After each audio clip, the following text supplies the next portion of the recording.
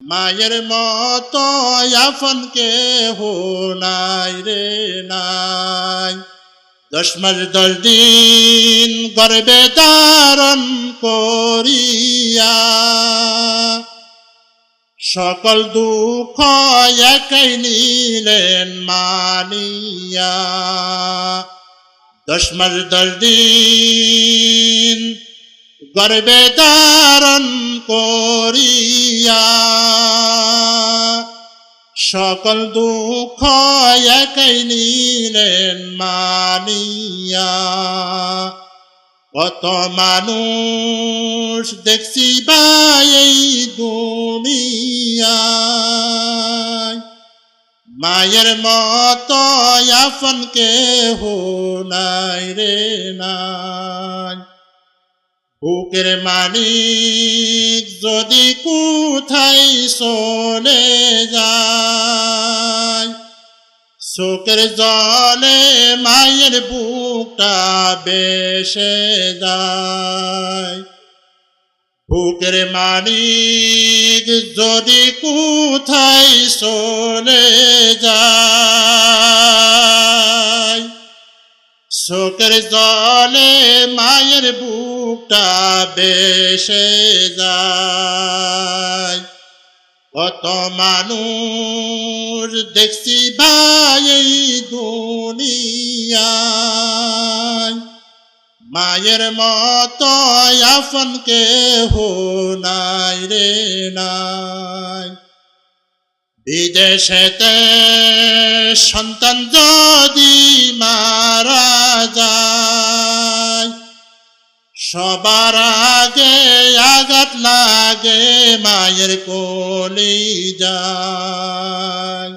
এই জন্য নবীজি সাল্লাল্লাহু আলাইহি ওয়াসাল্লাম বলেন, আবার যে উম্মত তার মা বাবার খেদমত করবে, তার মা বাবাকে খুশি করবে, আল্লাহ রাব্বুল আলামিন সর্বপ্রথম আমার ওই উম্মতের হায়াত বৃদ্ধি করে দিবেন। 2 নাম্বার, আল্লাহ রাব্বুল আলামিন তাকে যাবতীয় বিপদ আপদ থেকে মুক্তি দিয়ে দিবেন। যাবতীয় বিপদ আপদ থেকে আমার আল্লাহ তাআলা হেফাজত করবেন। বলে হুজুর, আল্লাহ রাব্বুল আলামিন যাবতীয় বিপদ আপদ থেকে কেমন করে হেফাজত করবেন? হে মদিনানগরের মুসলমান, শুনে নাও। তুমি নদীর মধ্যে চলে গেছো মাছ ধরার জন্য, যে মাত্র নদীর মধ্যে যখন ঝড় তুফান শুরু হয়ে গেছে, তোমার মা মদিনানগর জীর্ণ শীর্ণ ঘরের মধ্যে বসে বসে দোয়া করে, আল্লাহ আমার সন্তান সাগরের মধ্যে মাছ ধরার জন্য গেছে, আল্লাহ তুমি আমার সন্তানকে সাগরের যত ঝড় তুফান আছে, আল্লাহ সাগরের মধ্যে যে সিগন্যাল উঠেছে, সাগরের মধ্যে যে বন্যা উঠেছে, আল্লাহ তুমি আমার সন্তানকে সাগরের মধ্যে যত প্রকার বিপদ আপদ আছে, আল্লাহ সমস্ত প্রকার বিপদ আপদ থেকে হেফাজত করো। যেই মাত্র মা এভাবে সন্তানের জন্য দোয়া করে, আমার আল্লাহ তারা সাথে সাথে মার দোয়া কবুল করে নেন। ও মদিনানগরের মুসলমান, শুনে নাও। যদি মা বাবার যদি খেদমত করো, তারা আমার আল্লাহ রাব্বুল আলামিন তোমাকে যাবতীয় বিপদ আপদ থেকে বাঁচিয়ে দিবে। 3 নাম্বার, যেই সন্তান মা বাবার খেদমত করবে, আমার আল্লাহ রাব্বুল আলামিন তাকে ইজ্জত দান করবেন। 4 নাম্বার, যেই সন্তান মা বাবার খেদমত করবে, আমার আল্লাহ তাআলা ওই সন্তানকে বাইতুল্লাহ জিয়ারত করায় দিবে। নবী সাল্লাল্লাহু আলাইহি ওয়াসাল্লাম বলেন, আবার যেই উম্মত নেক নজরে একবার তার মা বাবার চেহারার দিকে তাকাইবে, ওই ব্যক্তি তাকাতে দেরি হবে, আমার আল্লাহ রাব্বুল আলামিন বাইতুল্লাহ জিয়ারতের সওয়াব দিতে দেরি করবেন না। এভাবে যখন একজন সন্তান যখন বারবার যখন মা বাবার চেহারার দিকে তাকায়, বারবার যখন মা বাবার খেদমত করে, রহমতের ফেরেশতারা আল্লাহ তাআলার কাছে আরজি করে, আল্লাহ তোমার বান্দার আমলনামার মধ্যে বাইতুল্লাহ জিয়ারতের সওয়াব রয়েছে। ও আল্লাহ, তোমার বান্দা তো এখনো পর্যন্ত বাইতুল্লাহ নিজে চোখে দেখে নাই, কিন্তু মা বাবার চেহারার দিকে তাকানোর কারণে বাইতুল্লাহ জিয়ারতের সওয়াব পেয়েছে। আল্লাহ তুমি তোমার বান্দাকে বাইতুল্লাহ জিয়ারত করার তৌফিক দিয়ে দাও। আমার আল্লাহ রাব্বুল আলামিন মা বাবার খেদমত করার কারণে ওই বান্দাকে আমার আল্লাহ তাআলা বাইতুল্লাহ জিয়ারত করিয়ে দিবে।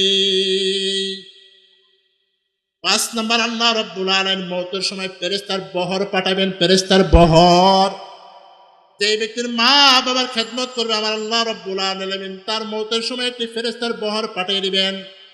ও বন্ধু, মা বাবার খেদমতের মধ্যে এত বড় ফজিলত রয়েছে। যে ব্যক্তি মা বাবার খেদমত করবে, আল্লাহ রাব্বুল আলামিন 5টা পুরস্কার দিবেন। 1 নম্বর পুরস্কার, আল্লাহ তাআলা দীর্ঘ হায়াত বাড়িয়ে দিবেন। 2 নম্বর পুরস্কার, আমার আল্লাহ তাআলা বিপদ থেকে বাঁচিয়ে দিবেন। 3 নম্বর পুরস্কার, আমার আল্লাহ তাআলা ইজ্জত দান করবেন। 4 নম্বর পুরস্কার আমার আল্লাহ তাআলা বাইতুল্লাহ জিয়ারত করাবেন। 5 নম্বর পুরস্কার আমার আল্লাহ তাআলা মওতের সময় ফেরেশতার বহর পাঠিয়ে দিবেন। এখন আসেন, মা বাবার খেদমত যদি আপনি যদি না করি তাহলে আমাদের কি ক্ষতি হবে? আল্লাহ রাসূল হযরত মুহাম্মদ সাল্লাল্লাহু আলাইহি ওয়াসাল্লামের এক সাহাবী হযরত আলকামা রাদিয়াল্লাহু তাআলা আনহু, হযরত আলকামা রাদিয়াল্লাহু তাআলা আনহু মৃত্যুর শয্যায় পড়ে আছেন, মৃত্যুমুখী পড়ে আছেন, বিছানা থেকে উঠতে পারতেছেন না, ছটফট করতেছেন, না জানি কখন আজরাইল জান কবজ করে নিয়ে যায়। আলকামা রাদিয়াল্লাহু তাআলা আনহুর পাশে বসে